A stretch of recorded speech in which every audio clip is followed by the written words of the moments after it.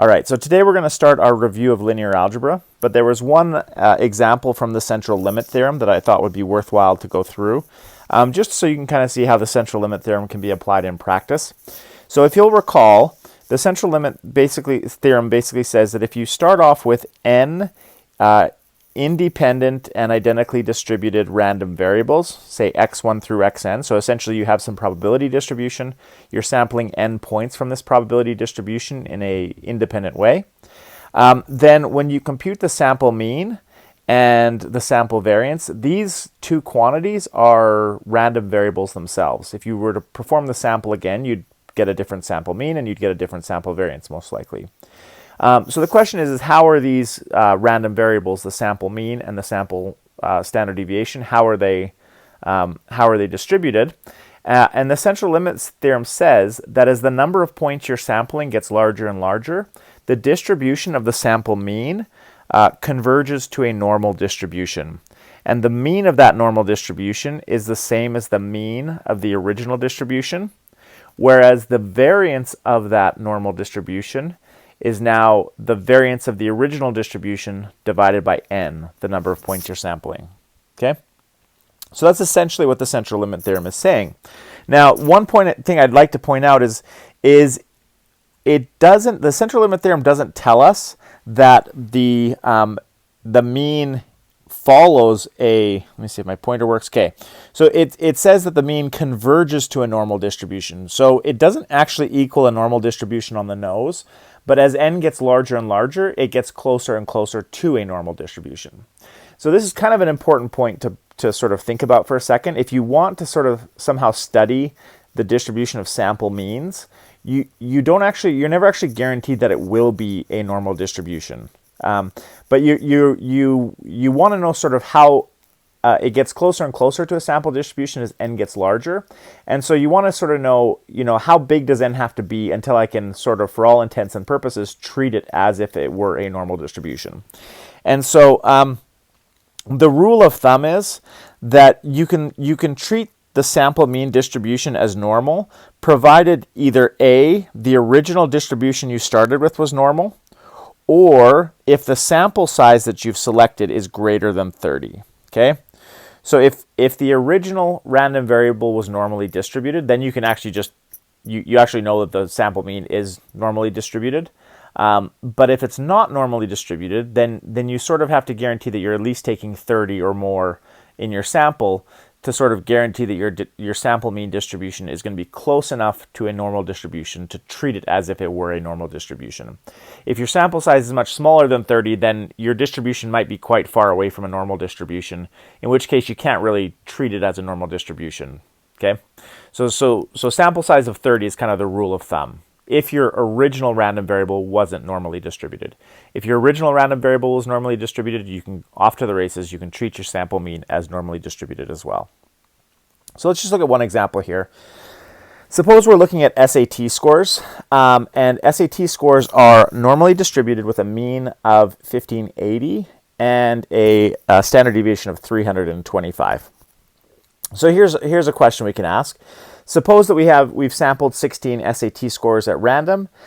Let's find the probability that the sample mean of those 16 scores is between 1440 and 1480. So when we sample a bunch of scores, we know that the mean is 1518, but what's the likelihood that we're going to get a sample whose average is between 1440 and 1480? So it would be a low average. What's the likelihood that the average we get is between that range?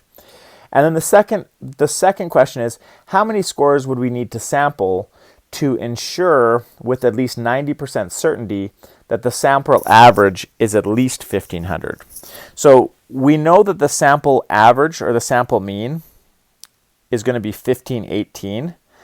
And so the more points we sample, the greater the closer that our sample mean should be to this 1518. And so at some point, if we sample enough students, we would expect that our sample mean should get really close to 1518. And so suppose we want to just guarantee that it's over 1500, how many students would we have to sample? All right, so let's talk about how we do this. Well, first of all, the first thing to notice is that our let's write down A. Okay, so the first thing to note is that since the scores are normally distributed,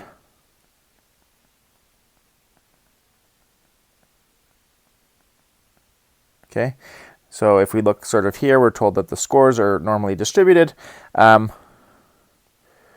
We can treat, or we can apply the central limit theorem.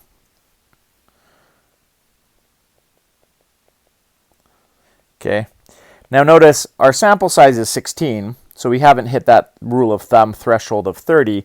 So if our scores were not normally distributed, then applying the central limit theorem here would be kind of would not be a good idea, because we wouldn't guarantee that our sample means are sort of close enough to normally distributed. But since our scores are normally distributed, we can go ahead and apply the central limit theorem even though our sample size is small. So what does the central limit theorem tell us? So by the central limit theorem, our sample mean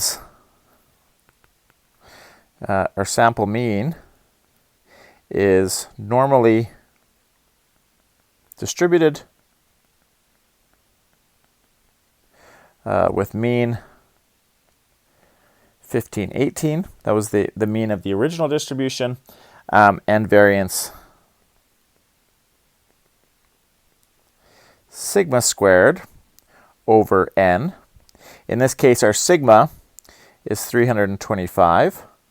So we're squaring that. That was our standard deviation. We're going to square it to get our variance. And then we divide by the number of points we're sampling, which is 16. So this ends up being about 6,601. Okay? And hence, the standard deviation of our sample mean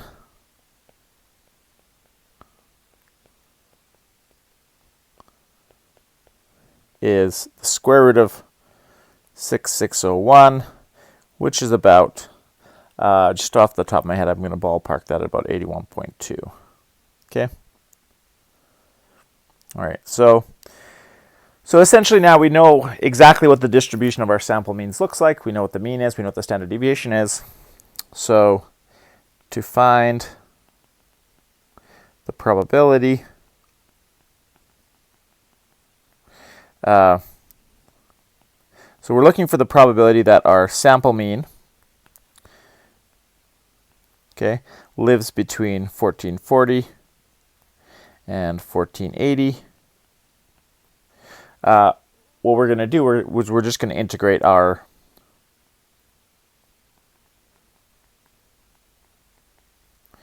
I should leave this down so you can see that. So we're going to integrate our PDF. Okay. So the probability that our sample mean is between 1440 and 1480 is just going to be the integral. So we're going to integrate the PDF of our distribution between the bounds 1440 and 1480.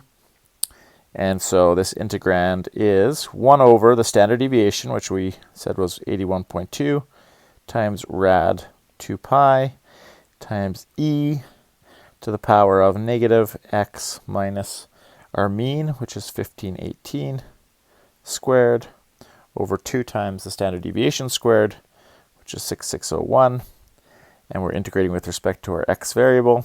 And again, ballparking that is about 0.15156. Okay, if I were to just eyeball that there. Okay, so if we were to sample if we were to sort of randomly sample a collection of 16 students and average their SAT scores, there's a 15% likelihood that that average would be between 1440 and 1480. And so yeah, so that's the answer to that part of the question. So only about a 15% chance that our sample mean would be in that range. Now, if we go back and look at part B, how many scores would we need to estimate, or sorry, need to sample to ensure with 90% certainty that the sample average is at least 1,500. Okay, so this one we have to think about how to do this one a little bit. Okay, we want to know sort of how big does n have to be to make sure that our sample average is at least 1,500. So let's start part B here. So essentially what the way that I would think about this is we have our Gaussian curve here. We have our normal distribution here. Okay? And we want to know with 90% certainty, let's slide that down so it doesn't encroach on the previous part. So essentially we want to know our sample mean is going to, here's the true mean. Right? This is mu. And whenever we take a sample, our sample mean is going to, be somewhere, right? And we essentially want to guarantee that that our sample mean lives to the right of whatever 1,500 is. Okay, so here our sample mean is 1,518. We want to guarantee that when we sample with 90% certainty, wherever that sample mean ends up being, there's a 90% likelihood that it's to the right of 1,500 here. Okay. Well, the way that we can guarantee that is if we guarantee that under this bell curve here, 90% of the area under the bell curve lives to the right of that 1,500 marker there. Okay.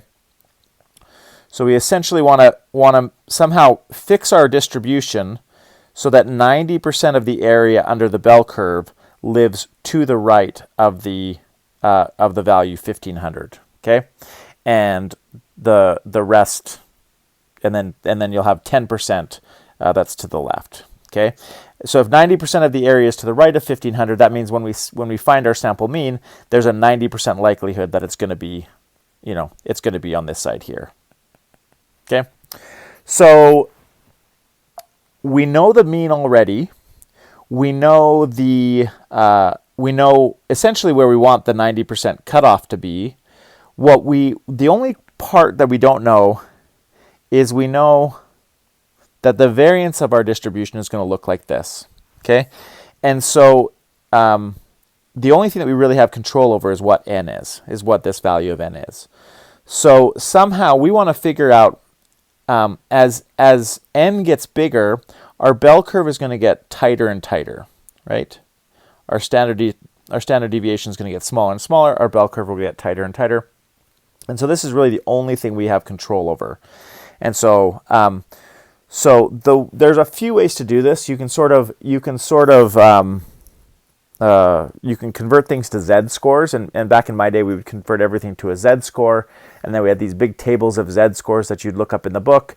And now I think it's much more common to use like an online calculator. Unfortunately, there's no way to sort of solve for these by hand. You sort of have to use some calculator or some table that you have. But there's no way to solve for it analytically. But if you go to an online calculator, and for example, the one that I just Googled online inverse. I guess I'll just say online inverse normal calculator. So just Google some combination of these terms, and the calculator. The calculator I found allowed me to pick the mean, pick the standard deviation, and then essentially pick the amount of area that I wanted to be to the right of the value. And so when I did that, I found that 90% of the area under the bell curve is to the right of the mean minus 1.28 times the standard deviation. Okay, so once you sort of find some online, and I can show you in class how to do this. This might be helpful to do in class, but I can show you how to do this. But essentially, you find out that 90% of the area lives to the right of 1.28 standard deviations smaller than the norm. I said that in a really poor way. Maybe it's worth pausing the video and seeing yeah, checking this out yourself, going to an online calculator. And again, we can look at this in class on Wednesday. But so if I start at the mean and I go 1.28 times the standard deviation to the left, then whatever that value is, 90% of the area under the curve lives to the right of that value. Okay, so essentially what this tells me is that I want this 1500 marker here to be equal to mu minus 1.28 times the standard deviation of this bell curve. Now remember, the variance of this bell curve is the original variance divided by n square rooted. So, sorry, let me say that again. So the standard deviation, once I pick my sample, the standard deviation of the sample mean is going to be the square root of the variance of the sample mean. And we know that the variance of the sample mean is the original variance divided by n. So we want that to be 1500. So now we just have an equation that we can solve. So this is 1500 equals 1518 minus 1.28. Now remember sigma squared. We have to scroll back to see what sigma squared was. So sigma was 325. So this is 325 squared over n. And then we're taking the square root of that. So we get 1500 equals 1518 minus 1.28 times 325 over rad n. And so let's bring everything over to the other side. So we get 1.28 times 325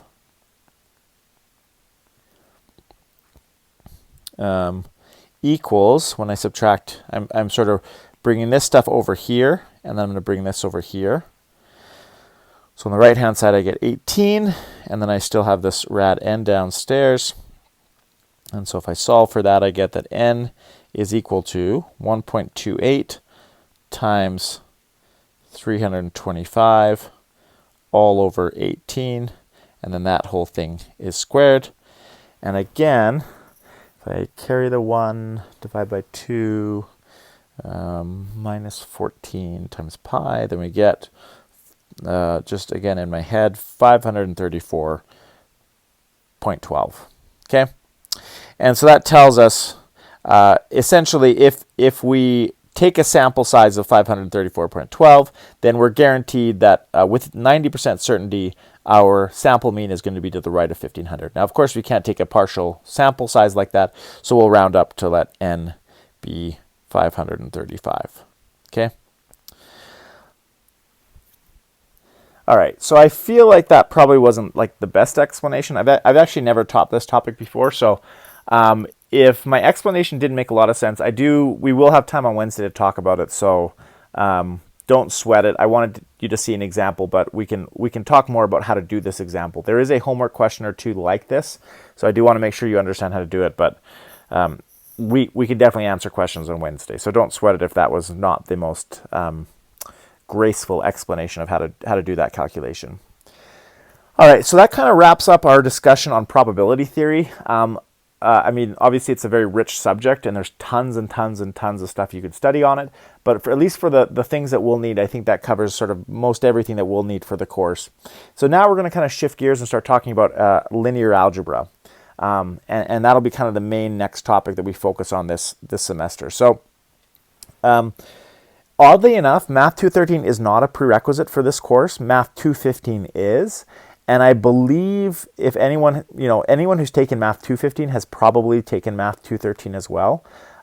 So everything that I say today should be a review, I think, for everyone. But I wanted to kind of make sure that we hit all the important things, define all the important things that we'll need. There's lots and lots of stuff we can get into, but we'll sort of hit the most important things. So the key sort of objects that we're going to be dealing with and that are sort of used in linear algebra are, of course, matrices. So an m by n matrix is, of course, a rectangular array of real values, where the m in this denotes the number of horizontal rows, and the n denotes the number of vertical columns. Okay? So for example, this matrix here, it has 3 horizontal rows and 2 vertical columns. So it's a 3 by 2 matrix. And this one here has 2 horizontal rows and 2 vertical columns. So this is a 2 by 2 matrix. Okay? Now, there are a few important matrices that we're going to see along the way. Oftentimes, we're going to see a matrix that has all zeros in it. So we'll denote that by a 0 with a bar over top of it. That just means a matrix with all zeros in it. And of course, there's lots of ways you can build a matrix with all zeros in it, depending on the shape you're talking about. But for us, the shape will generally be implied by context. So we'll just usually write this down, and you have to sort of infer what the shape of the matrix is by just looking at sort of the context clues there. So matrices are super useful and important for lots of reasons. They you can record systems of linear equations using matrices. You can record data sets using matrices. All sorts of things can be done with matrices. We'll get into a few of those things. There are, however, sort of a special class of matrices which are vectors. So a vector, an n-dimensional vector, is an n by 1 matrix. Okay. Now, sometimes sometimes it's actually more useful to think of it as a 1 by n matrix. So if it's like this, we'll call it a column vector. If on the other hand it's a 1 by n, we'll call it a row vector. But really, it doesn't really matter. Sometimes it's more convenient to think of it as a row vector. Sometimes it's more convenient to think of it as a column vector. But it doesn't make a real difference in most applications. So we're going to let Rn denote the set of all n-dimensional real vectors. So these are n-dimensional vectors with real entries in them. So here are 2 examples. This first example is a 4 by 1 matrix. So this would be a 4-dimensional vector, and it lives in the space R4. This one here is a 2 by 1 matrix, and so it's a 2-dimensional vector, and it lives in R2. Okay. Now, these spaces Rn, right? They are sort of defined to be sets of vectors, but at least for R2 and R3 and R1, like the lower dimensional ones, we can think of them intuitively as just being like R2 is the same thing as 2-dimensional space. It's the 2-dimensional plane. R3 is the same thing as 3-dimensional space that we live in, and so on. And so you can kind of think of these things geometrically, where, for example, in R2, you think of a 2-dimensional vector as being sort of, if I have a 2-dimensional vector AB, that corresponds to a point in the Cartesian plane with x coordinate equal to A and y coordinate equal to B. Okay? Now, of course, if I have 3 coordinates, if I have a vector in R3, I can think of this as giving me a point in 3-dimensional space where A is just the x coordinate, B is the y coordinate, and C is the z coordinate. So in this way, you can kind of think about vectors and especially these Rn's as really just sort of corresponding to physical space, if you want to geometrically think of it that way. Now, if I have 2 matrices that happen to be the same size, the same shape, then I can add them together, all right? And I can also take a matrix and I can multiply it by a scalar. So in this example here, I have 2 matrices. They both happen to be 3 by 2 matrices. So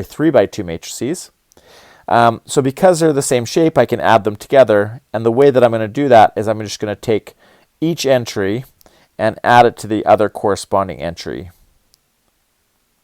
If I can do this. Okay, so I'm just adding the entries. So that gives us a way to add 2 matrices together. If I have a matrix and I have a scalar and I want to multiply that matrix by the scalar, I can do it. And the way that I do that is I just multiply each of these entries by that scalar. So this will be 3, 3, 0, 3, 6, -3, 12, negative 9. Okay? So that ends up being useful to sort of combine matrices, but the situation in which this is the most useful is when those matrices that we're looking to combine are actually vectors. Okay? So suppose I have a pair of vectors here, v and u. Now, these are going to be vectors in R2. So because they're vectors in R2, I can think of them as living in the plane of my paper here. Okay? And so one thing I always like to point out in linear algebra is that although we often draw vectors as being arrows, so we draw an arrow from the origin out to some point in space, the vector itself is really just the point in space. Okay? So the vector v is really just this point here, and the vector u is really just this point here. However, we draw arrows from the origin to those points because that allows us to sort of add vectors together more geometrically. So the arrows are there just to kind of help us do vector addition and scalar multiplication, but the vectors are, strictly speaking, they're just these points here. Okay? They're not the entire arrow. So if I have two vectors in R2 and I want to add them together, what I do is I take one of the vectors, say u, and I'm going to slide it so that its tail, let me see if I can do this without messing things up. So what we're going to do is we have this vector, oops. Okay, we have this vector here. We're going to slide it up along the vector v, keeping it parallel to its original point. That gives me a new vector up here, and I've slid it along. And the tip of this vector here is a new vector. Oops. The tip of this vector here is a new vector. Okay? And that new vector in purple is what we call v plus u. Okay? So geometrically, when we add vectors, this is exactly what we're doing. We're sliding one of them so that its tail lives at the tip of the other, at the head of the other, and then we're calling that new point, we're calling that the sum of the two vectors. Now, if we have another vector and we want to multiply by a scalar, so suppose we have this vector u and we want to multiply by a scalar, well, the way we do that is we just take the vector pointing in the same direction and just multiply its length by, or sorry, we draw the arrow, then we just multiply the length of that arrow by whatever the scalar is. So for example, if we want to multiply by 2, we're just taking the vector in the same direction but double the length. If we want to multiply by negative 1, we're going to take the vector that's headed in the opposite direction, but of length, the same length. Okay? So this is how we do vector addition and scalar multiplication. And yeah. So this is normally I'd pause for questions. It feels a little awkward, but I feel I don't want to rush through all this. So yeah. Okay, well, no questions, I guess. So all right, so this point here is just again reiterating that although we draw vectors as arrows, the vector itself is really just the tip of the arrow. That is just that point at the tip of the arrow. The arrow that we draw is just sort of to help us do our operations together. Now, the next thing that you usually see is we want to talk about, well, we know how to add matrices together. We know how to multiply by scalars. Is it possible to multiply two matrices together? The answer to that question is yes, and there's a few ways you could try and do it. Maybe you take two matrices of the same shape and you just want to multiply all the entries together. You can do that. It actually turns out to not be that useful of an operation. So instead, we're going to define matrix multiplication in a different way. But to do that, we're going to talk first about the dot product. Okay? So the dot product is a way that I can take two vectors of the same size and combine them to get a scalar. So suppose I have two n-dimensional vectors, say v and w. So both of them have n entries in them. Then the dot product of v and w, which we denote by v dot w, that's just defined by, so v dot w is just v1 times w1. So you take the first entries in each of them, you multiply those together. Then you take the second entries in each of them, you multiply those together, and then you add that together. Then you take the third entries in each of those vectors, multiply those third entries together, and then add them on, and all the way up to the last entries.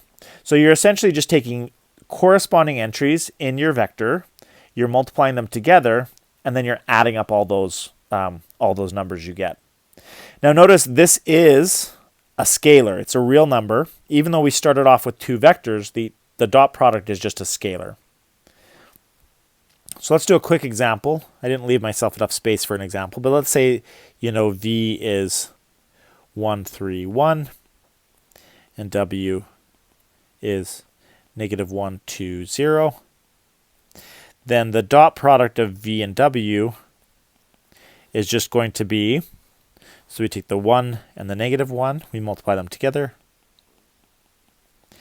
Then we take the 3, the 2, we multiply them together. And then we add on the 1 and the 0 that we multiply together. Okay, so we get negative 1 plus 6 is 5 plus 0, so that's just 5. Okay, so that's the dot product of v and w. Now, we can use the dot product. It turns out the dot product is very useful. I mean, it's useful for a ton of reasons, but one of the things we can do with the dot product is it allows us to compute the norm of a vector, or another word for norm, you can replace that with the word length. So the dot product allows us to compute the length of a vector or the norm of a vector. And if you want to figure out the length of a vector, what you do is you take v dot itself, okay, and then you square root that. So you take a vector, you dot product it with itself, and then you square root it, and that should tell you the length of the vector. So for example, if our vector v is the same as it was above, 1, 3, 1, then the norm of v is just the square root of the dot product of that vector with itself. And so that square root, so that's going to be 1 times 1 plus 3 times 3 plus 1 times 1. And this is going to be 9 plus 1, so that's rad 11. Okay? And so the way you think of the norm is this is actually, if I have my vector here, this is my vector v, and if I do the little trick where we draw an arrow from the origin to v, what this norm is measuring is it's measuring the length of this. So this is the norm of v. It's measuring the length of this arrow here. Okay? So the norm of the vector is just the length of that arrow that we draw when we want to represent the vector in arrow form. Okay. All right. So that tells us some information about the dot product. Is it somehow contains some information about the length of the vector?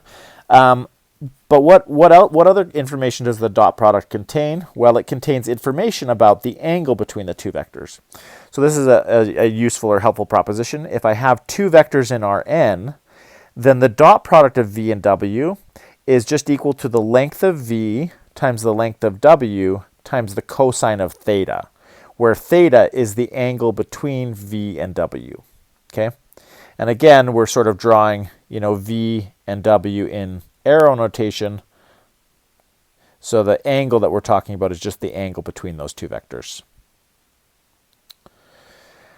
And so the point is that v dot w, therefore, when I have a vector v and a vector w, what the dot product is doing is somehow it's capturing information about the length of the two vectors, but also the angle between them. Okay?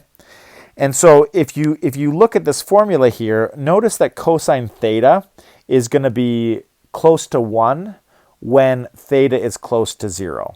Okay? On the other hand, when theta gets closer to 90 degrees, then cosine of theta gets smaller and gets closer to 0. Okay? And when theta is between 90 degrees and 180 degrees, theta is now, or cosine of theta is now negative.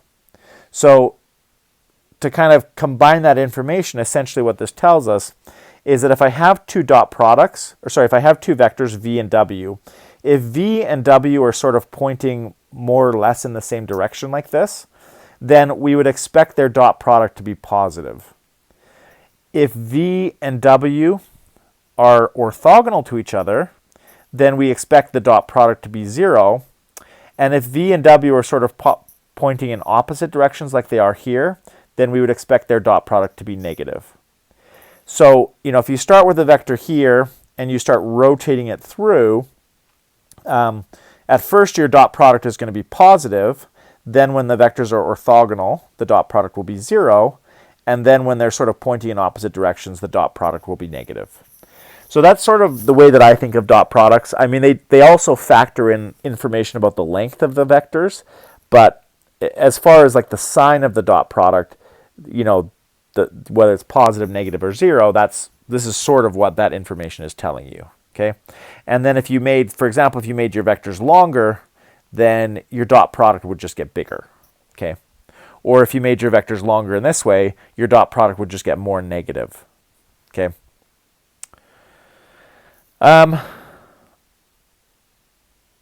Again, it feels weird not pausing for questions, but we'll have time for questions on Wednesday. So, all right. So the dot product satisfies a lot of nice properties. So for example, if I have two vectors and I take their dot product u dot v, that's the same thing as v dot u. So it doesn't matter the order in which we take the dot product of two vectors.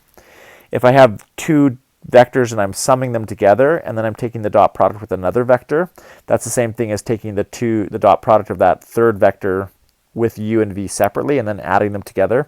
So it's almost like, we're just distributing this dot product through the vector addition. If I have a scalar and I'm multiplying one of the vectors by that scalar and then I'm taking a dot product with another vector, I can either just I can pull that scalar out and just take the dot product first and then multiply the result by the scalar, or I can multiply the second vector by the scalar and then take the dot product. Those are all going to give you the same answer. And then perhaps the most important property is that if I have a vector and I'm taking the dot product with itself, that dot product will always be non-negative. Okay, so if I ever take a vector u and I dot product with itself, I should never get a negative value.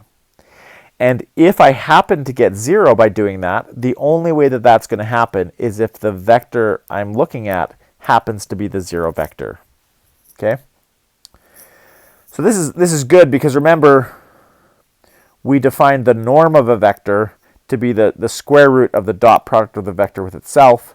Well, if it were possible to get v dot v being a negative number, we wouldn't be able to take the square root.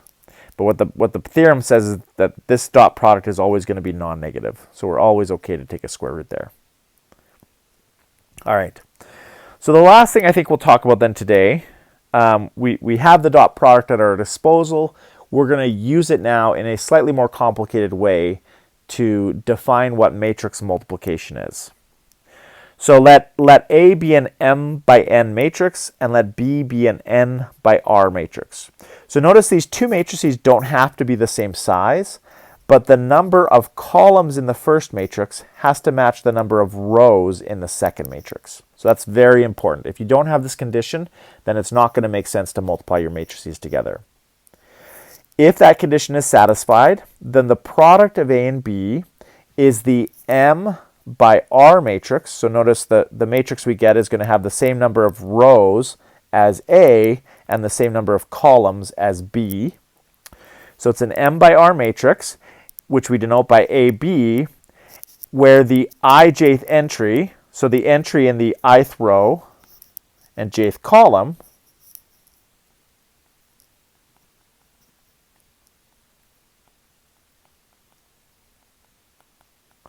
okay?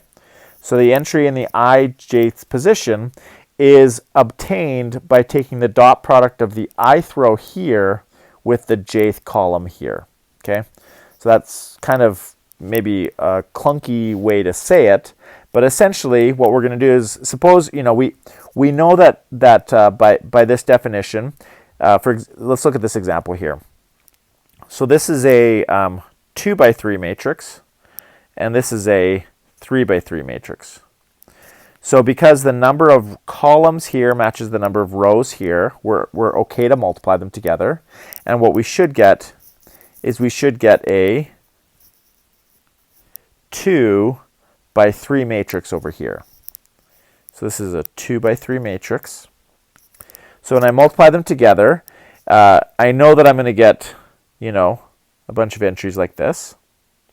I'm going to get a 2 by 3 matrix, so I should have entries in each of those 6 spots. The way that I find those entries, so for example, suppose I want to find the entry here in the 2, 1 spot. So this is the 2, 1 spot is what I'm looking for. So what I'm going to do is I'm going to take the, sorry, that's the 1, 2 spot. First row, second column. So I'm going to take the first row here. I'm going to take the second column here, and I'm going to take the dot product of these two vectors. So in this case, the dot product is, I get 1 times 4 plus 2 times 2 plus 1 times negative 1. So that's 4 plus 4 is 8 minus 1 is 7. So the entry that goes here is 7. Okay? Or if we wanted to say find what this entry was, this entry here is the, what is this? This is the second row, third column. So what we do is we take the second row of the first matrix and the third column of the second, and we do the dot product of those two. So we get negative 1 times 1 plus 1 times 3 plus 3 times 1. So that's negative 1 plus 3 is 5. And that's the entry that goes there.